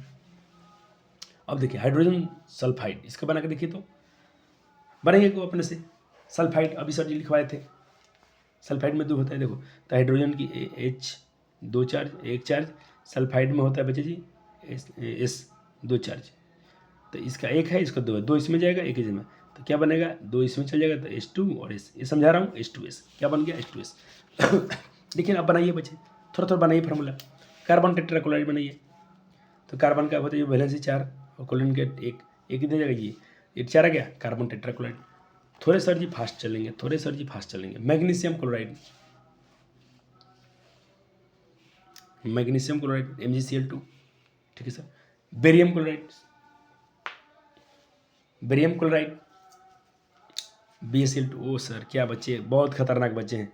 Calcium nitride का बनाइए, कैल्शियम नाइट्राइड का फार्मूला बनाइए, कैल्शियम नाइट्राइड का फार्मूला बना दीजिए। चलो बना लिया आपने, मिलाइए। ओहो सर बच्चे बहुत होशियार हैं, आप तो सीख गए। फेरिक देखो इक लगा है ना बच्चे जी, मैं बोलता हूँ जब इक से ज़्यादा एटम लेना तो फेरस दिखाता है ना बच्चे 2 और 3, आयरन 2 और 3, तो इक लगा तो 3 दिखाएगा वैलेंसी। बहुत सुंदर 3 दिखाएगा, 3 दिखाएगा। बहुत सर मजा आ गया, गजब पढ़ा दिए सर जी आप। क्यूपरस अस लगा है ना सर, कपर 2 कम वाला, तो कपर 2 चार्ज दिखाता है, एक और 2, तो क्यूपरस है तो 1 चार्ज लेके चलना है, और क्यूप्रिक होगा तो 2 चार्ज लेके चलना। क्रिस क्रॉस गुना कीजिए। आप बहुत सुंदर बच्चे हो गए हैं आप तो फार्मूला के गर्दा उड़ा दिए। पोटेशियम कार्बोनेट वो सर बना दिए बच्चे। एल्युमिनियम ऑक्साइड बनाइए सर, बनाइए। बहुत फार्मूला बनवाते हैं आपको, देख लीजिए। चलो अमोनियम सल्फेट, अमोनियम सल्फेट। चलिए अमोनियम का NH4 होता है, सल्फेट का SO4। वैलेंसी लिखिए, क्रिस क्रॉस गुना कीजिए। चलो सर, हाँ सर बच्चा जी यहाँ पर देखो पहले से आ रहा तो यहाँ पर तो ऑलरेडी तो आपको घेरना ही पड़ेगा, सर सिखाए थे। हाँ पोटेशियम सल्फेट बनाइए, फार्मूला तैयार कीजिए। सर पोटेशियम के वैलेंसी 1, सल्फेट के SO4, ओहो -2 K2SO4। बहुत सुंदर बालक है। कैल्शियम फॉस्फेट बनाइए सर। फॉस्फेट 8 है, फॉस्फेट 8 देखो 8 है तो अधिक इसमें एटम्स होंगे। SO4 तो भाई सबको पता है कि SO4 होता है इसका, लेकिन फॉस्फेट है तो PO4 होता है। PO4 वैलेंसी 3 होती है सर। कैसे निकालोगे, निकाल के देखना, निकल जाता है। एल्युमिनियम सल्फेट बनाइए सर। प्यारे बालक जी एल्युमिनियम सल्फेट का बनाइए, एल्युमिनियम सल्फेट का बना के देखिए। चलो सुंदर बच्चे। Al2SO4 3 थ्राइस है। हाँ कैसे पढ़ेंगे सर, Al2SO4 होल थ्राइस 3, या पढ़ने का Al2SO4 थ्राइस, ठीक है। हाँ चलो बेरियम फॉस्फेट बना दीजिए। बेटा मांगिकार सारा 2 चार्ज आता है सर, क्योंकि दूसरे ग्रुप में आता है। ओहो मजा आ गया सर। Ba3PO4 twice. अब देखो सर, डाई नाइट्रोजन पेंटाऑक्साइड, ई क्या करा दिए सर, गजबे करा दिए। अरे डाई लिखा हुआ तो 2 होता है, पेंटा मतलब 5 होता है, कोई बात नहीं सर। डाई नाइट्रोजन तो 2, पेंटा ऑक्सीजन में 5 लगा तो पेंटा हो गया, कोई बात नहीं। चलो अब बनाइए फेरिक ऑक्साइड। आप किसका बनाइए सर, फेरिक ऑक्साइड का केमिकल फार्मूला बनाइए। बन गया सर, बन गया। बहुत सुंदर बच्चे हैं आप लोग, गर्दा कर दिए, मज़ा आ गया। अमोनियम क्लोराइड बनाइए फार्मूला। चलो सर शेयर हो गया आप लोग। अब इतने प्रैक्टिस करने पर मेरे बच्चे को आ गया होगा, क्लास 9th आपका रिवीजन हो गया। थैंक यू बोलिए हमको कि सर क्लास 9th आपका रिवीजन करा दिए एक ही लेक्चर्स में। चलिए सोडियम फॉस्फेट का बना के देखिए। सोडियम फॉस्फेट बनाइए सर, तो सोडियम का Na, फॉस्फेट का PO4, ओहो Na3PO4। नोट बेसिक याद रखें। अब देखिए मैं नोट लिख दिया हूँ, आपका क्लास 9th यहाँ पर फिनिश कर रहा हूँ, तो मैं लिखा हूँ बच्चे जी इसको तो आपको याद रखना ही पड़ेगा। एक सर जी फिर से बता रहे हैं, ये एलिमेंट्स के नाम जितने जल्दी नहीं होता है बच्चे, कम से कम एक दिन में 10 याद कीजिए, दूसरे दिन 10 याद कीजिए कुछ करके, और बाकी इनके जो इंपॉर्टेंट है इनके भी आगे बढ़िए। 20 तो कंपलसरी है, नेसेसरी है। अब आपका शुरू होता है चैप्टर यहाँ से क्लास 10th का, जिसको हम बोलते हैं रासायनिक अभिक्रिया एवं समीकरण। चलिए बच्चे जी शुरू करते हैं चैप्टर क्लास 10th यहाँ से, जिसका नाम है chemical reaction and equation. Sir हम सब पढ़ेंगे, डिटेल में पढ़ेंगे। चलिए सर पहले बात है सर रासायनिक अभिक्रियाएँ क्या होती हैं। तो देखो रासायनिक अभिक्रियाएँ वह प्रक्रिया होती हैं, वैसी अभिक्रिया जिसमें नए पदार्थ नए गुणधर्म के साथ बनते हैं, रासायनिक अभिक्रिया कहलाती है। ठीक है सर, लेकिन इस बात ध्यान देना, जो भी नया पदार्थ बनेगा वो अपने से डिफरेंट होगा। जैसे बात करते हैं बच्चे जी, मैंने लिया हाइड्रोजन और यहाँ लिया ऑक्सीजन, ये रिएक्शन करके एक बनाएंगे प्रोडक्ट जिसको बोलते हैं H2O। ये देखो ये होते हैं जल, ये लिक्विड फॉर्म में है, ये थे दोनों गैस के फॉर्म में, ये भी गैस था, इनसे गजब का चीज़ बना। अब इनका प्रॉपर्टी इनसे प्रॉपर्टी से मैच नहीं करेगा, इसी को जो नए पदार्थ बन जाएंगे वो अपने से मैच नहीं करेंगे। ठीक है बच्चे जी, वही बातें इसमें लिखी गई हैं, आप इसको पढ़ लें। बस इतना याद रखना है कि नए पदार्थ नए गुणधर्म के साथ बनते हैं और उनकी प्रॉपर्टी पहले वाले से मैच नहीं करेगी, थोड़ा नया होगा, नए गुणधर्म के साथ बनेंगे। अब देखो बच्चा जी, यू टेल मी, आपसे एक बात पूछ रहा हूँ चेंज के बारे में। हम पढ़ते हैं, बताइए हमें आप, कागज़ का जलना और कागज़ के टुकड़े कर देना, दोनों में कौन केमिकल चेंज है, बता दो। नए गुणधर्म से बनते हैं ना, आपने पढ़ा नए गुणधर्म से। चलो मैं दोनों करके दिखा सकता हूँ लाइव, आपको दोनों आपको करके दिखा सकते हैं सर जी, क्योंकि सर जी के पास है व्यवस्था अभी। देखें मैं क्या किया, मेरे पास कागज़ था, कागज़ है, पेपर है। चलो बच्चों के नाम पर थोड़ा सा उनको समझाने के लिए थोड़ा सा गलत काम कर रहा हूँ, इसको थोड़ा मैं फाड़ूंगा आज हल्के से। ये रहा, ठीक है सर, कागज़ है, फाड़ दिया। क्या इनकी प्रॉपर्टी चेंज हो गई? क्या ये कागज़ से सोना बन गए? ना सर, तो चेंज नहीं हुआ, कोई नया चीज़ नहीं बन रहा है, तो ये केमिकल रिएक्शन नहीं है, क्योंकि केमिकल रिएक्शन में नए चीज़ बनते हैं नए गुणधर्म के साथ। एक काम और, क्या मैं इनको मैं ऐसा कर दूं, चलो सर, इनका मैं बर्निंग कर दूं। अच्छा सर, इनका मैं बर्निंग कर दिया हूँ। अब देखिए, जैसे मैं जलाया हूँ तो इसमें से कुछ हमको मिले हैं ऐस, ये राख मिला है, दिख रहा है राख? तो ये राख देखिए, अब देखिए ये तो राख है, एस और ये क्या है, कागज़। दोनों का प्रॉपर्टी सेम है क्या? नहीं सर, अलग है। तो ये केमिकल रिएक्शन हुआ है, नए बन गया तो भाई केमिकल रिएक्शन। तो जाहिर सी बात है इसमें से बताना है आपको। तो देखो फिजिकल चेंज और केमिकल चेंज कौन है? तो देखिए ये आपका हो गया टुकड़े करना, फिजिकल चेंज, और क्या हो गया, केमिकल चेंज। सर हिंदी में बताइए सर, नहीं तो नहीं छोड़ेंगे आपको हम लोग। फिजिकल चेंज मतलब भौतिक परिवर्तन और केमिकल चेंज मतलब रासायनिक परिवर्तन। मेरे बच्चे बहुत अच्छे से जान गए। वीडियो पसंद आते तो लाइक और शेयर कर देना ही बच्चा जी, ताकि आपके दोस्त जुड़े अपने चैप्टर से। चलिए इनमें हम थोड़ा अंतर पढ़ लेते हैं, फिजिकल चेंज और रासायनिक चेंज में क्या अंतर है, दोनों में क्या अंतर है। तो देखिए, आसानी से रिवर्स नहीं हो सकता ये। अगर एक बार केमिकल चेंज होगा तो उसको तुम दोबारा नहीं ला सकते हो। अब बोलूँगा सर जी मेरे रखवा से मेरे कागज़ बना दो, देखो रखवा लगा हाथ में, इसे मेरा बना के दिखा दो, तुम नहीं बना पाओगे। जैसे मैं देख रहा हूँ मेरे पास, मैं मोर्टीन जलाया हूँ मच्छर से बचने के लिए, तो देखो ये मोर्टीन, देखो अभी तो भाई ये देखो इसका ये बच गया एस, तो मैं बोलूँगा कि भाई हमारा रखवा से अब मेरा ये दिखा दो, ये रहा, अभी गर्म है। चलो देखो ये वाला जो राख है उसका, क्या इससे मैं फिर से दोबारा वाला मोटी बना सकता हूँ इससे? नहीं सर। तो ये तो भाई अब रिवर्स नहीं होगा, जो हो गया तो हो गया, दूध से दही बन गया तो दही से दूध तुम बनाते रह जाओ, पूरी उम्र बीत जाएगी सर, पूरी उम्र बीत जाएंगी आपकी। चलो आपको पढ़ाने के लिए मेहनत करना पड़ता है बच्चे, सुबह से जगह है, रात से ही रिकॉर्डिंग हो रही है क्लासेस। अभी सुबह के कितना बज रहा है बच्चे? 5:15 हो रहा है। अभी तक आप कितने बच्चे सोए भी रहते हैं इस टाइम पे, गुस्सा आता है।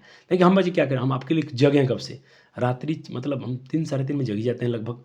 4 बजे से वीडियो की शूटिंग हो रही है, कब से वीडियो 1 घंटे का वीडियो अभी तक बन चुका है 57 मिनट का। और ये क्लासेस अभी बनाते रहूँगा, क्योंकि क्लास मेरे 6 बजे से है, अभी और बनाएंगे। बजे मैं चाहता था चैप्टर फिनिश कर सकता था, मेरा मन था एक बार ख़त्म कर दें कि लेक्चर में पूरा नोट्स तैयार कर दिया, पूरा आपके चैप्टर ख़त्म कर दिया हूँ बस। लेकिन क्या कीजिएगा सर जी का वही समय का अभाव रहता है। कोई बात नहीं, 2 से 3 लेक्चर में इसको हम चैप्टर को उड़ा देंगे। और मैं वादा करता हूँ चैप्टर ऐसा ख़त्म होगा, आप पूरे यूट्यूब पे चल जाइएगा, इतना डिटेल में आपको नहीं मिलेगा। सर जी पहले ही वादा करते हैं, मैं वादा ही करता हूँ, क्योंकि मैं देखता हूँ, मैं भी आपके जैसे विद्यार्थी हूँ, मैं भी बहुत सारे लोग का लेक्चर देखता हूँ। एक तो आपके लिए कोई इतना सुंदर नोट्स बना के नहीं लाता है। सर झूठ क्यों बोलते हैं, आपकी तो राइटिंग सुंदर नहीं है। मानता हूँ बच्चा जी राइटिंग सही नहीं है, क्या मेरे आप राइटिंग नहीं पढ़ पाते हो? पढ़ लेते हैं, तो ये आपके लिए सुंदर ही हो गया ना। किसी की माँ, किसी के पिता, किसी गुरु, उसके लिए तो सुंदर ही होते हैं। किसी की माँ कितनी भी सांवली है, उसके लिए तो बस मेरी माँ के बराबर कोई नहीं। तो आपके गुरु जैसे भी लिखते हैं, आप सिर्फ मेरे बच्चे समझ जाते हैं इस बात को, यही मेरे लिए काफ़ी होगा। मैं इतना लिखूँ जरूर पढ़ लें आप। तो ये रिवर्सिबल, इसे ये रिवर्सिबल नहीं होता, ये रिवर्सिबल होता है, लेकिन सारे नहीं होते हैं, ये भी याद रखने का। ये मैं बता रहा हूँ, कहीं लड़ मत जाना किसी से कि सारे फिजिकल चेंज रिवर्सिबल ही होते हैं और ये इरिवर्सिबल होता है, ऐसा मत कहने का बच्चा जी। मतलब इसमें भी कुछ अपवाद हैं, केमिस्ट्री है तो अपवाद चलेगा ही चलेगा, लेकिन जो लिखा गया तो भाई चले अपने सिलेबस के हिसाब से। नए पदार्थ बनते हैं, कोई नया पदार्थ नहीं बनता है। इसमें जो रिएक्टेंट होते हैं, अभिकारक, सर रिएक्टेंट क्या होता है बताइए ना, बताएंगे, थोड़ा सा रुक जाओ। अभिकारक क्या होता है तुरंत बता दिया जाएगा, चिंता मत करो। जो रासायनिक अभिक्रिया में भाग लेते हैं वो रिएक्टेंट होते हैं। जैसे देखो यहीं पर समझाता हूँ, H2O2 मिलकर H2O बनाया, तो ये जो रासायनिक ये केमिकल रिएक्शन हुई पूरी, यहाँ इसको हम बताते हैं केमिकल रिएक्शन। तो ये जो दोनों भाग लिए हैं इस अभिक्रिया में, इसी को बोलते हैं रिएक्टेंट। और जो इनके फलस्वरूप बना इसे हम बोलते हैं प्रोडक्ट। क्या बोलते हैं इसको सर जी? प्रोडक्ट। इसको क्या बोलते हैं सर जी? हम रिएक्टेंट। कोई दिक्कत नहीं सर, इसको हम अभिकारक बोलते हैं, इसको हम उत्पाद बोलते हैं। अब बाकी तो पढ़ लो ना, पढ़ लो। इसकी एग्जाम्पल लकड़ी की जलना वलना, इसकी एग्जाम्पल क्या है, बर्फ़ का पिघलना, ऐसा कुछ बहुत सारे एग्जाम्पल दे सकते हो, बहुत सारे एग्जाम्पल आप दे सकते हो कोई समस्या नहीं है।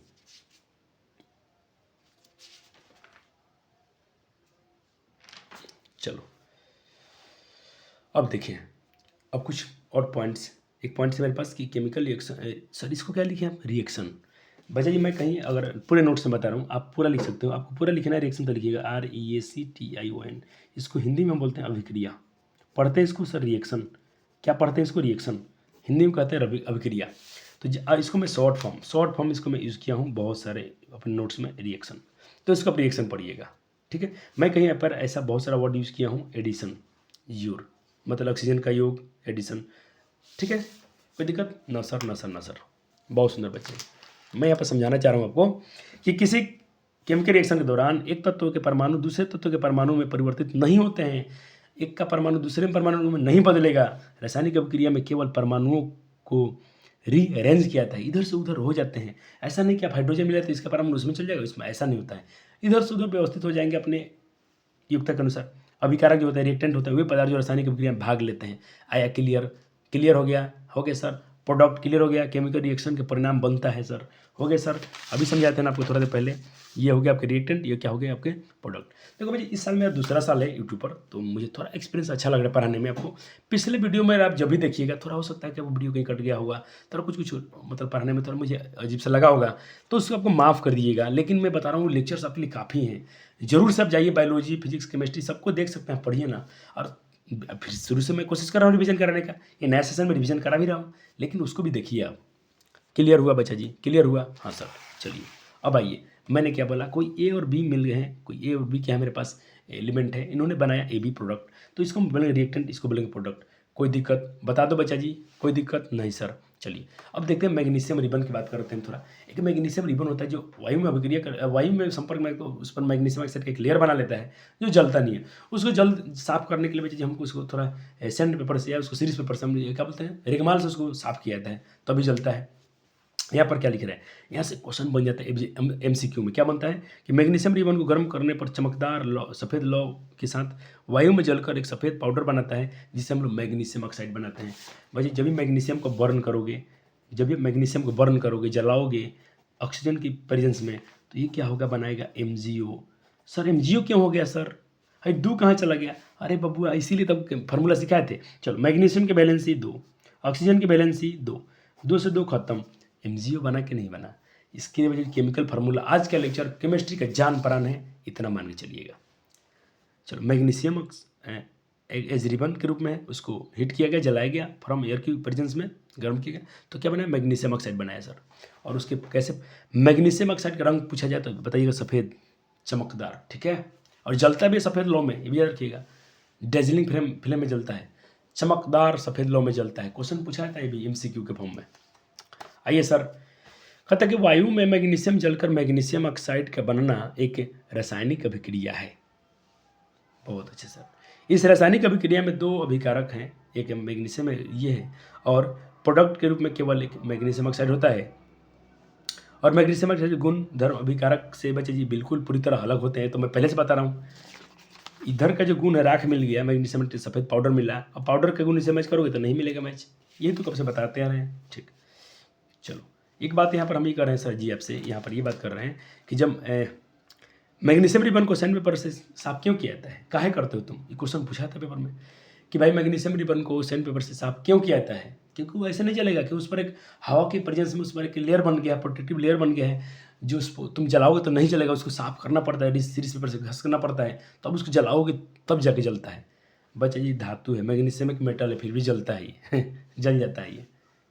क्या करोगे, मेरे पास तो नहीं है, नहीं तो मैं आपको जला के दिखाया था। लेकिन जब भी कभी तुम एक्सपेरिमेंट करोगे थोड़ा बचा के, क्योंकि इसके जो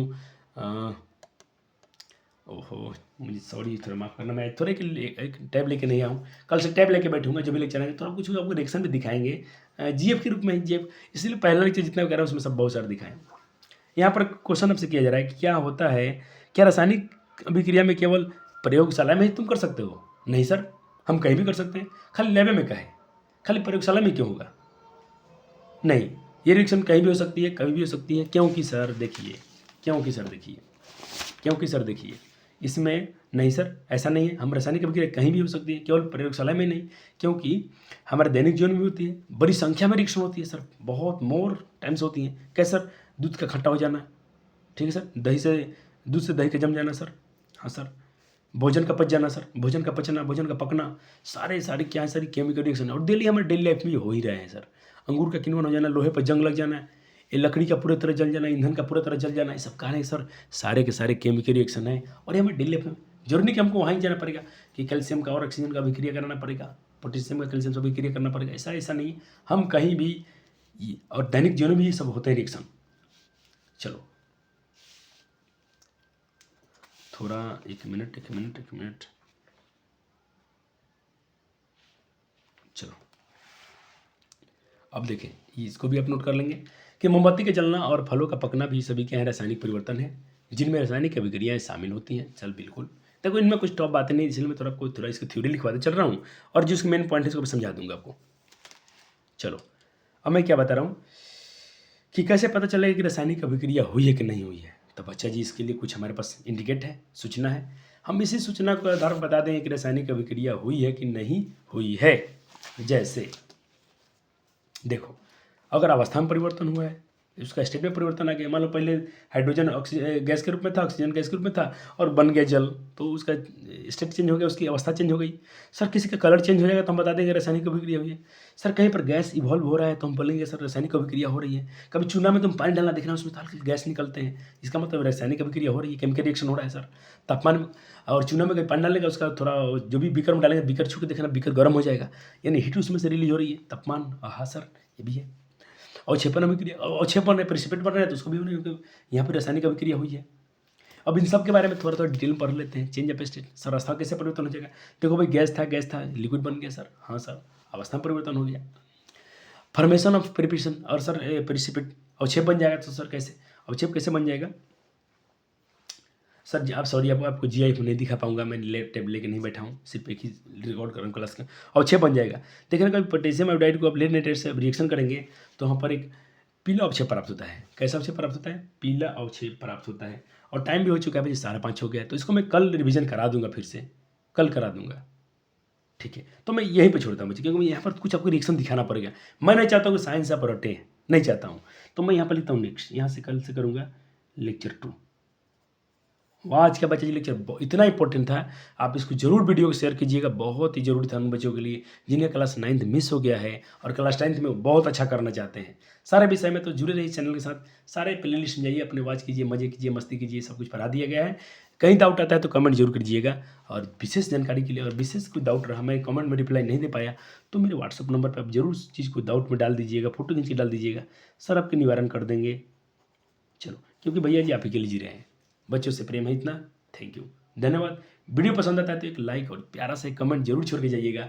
सभी से बोल रहा हूँ, मेरे ऑफलाइन के बच्चे हों या ऑनलाइन के, धन्यवाद, थैंक यू।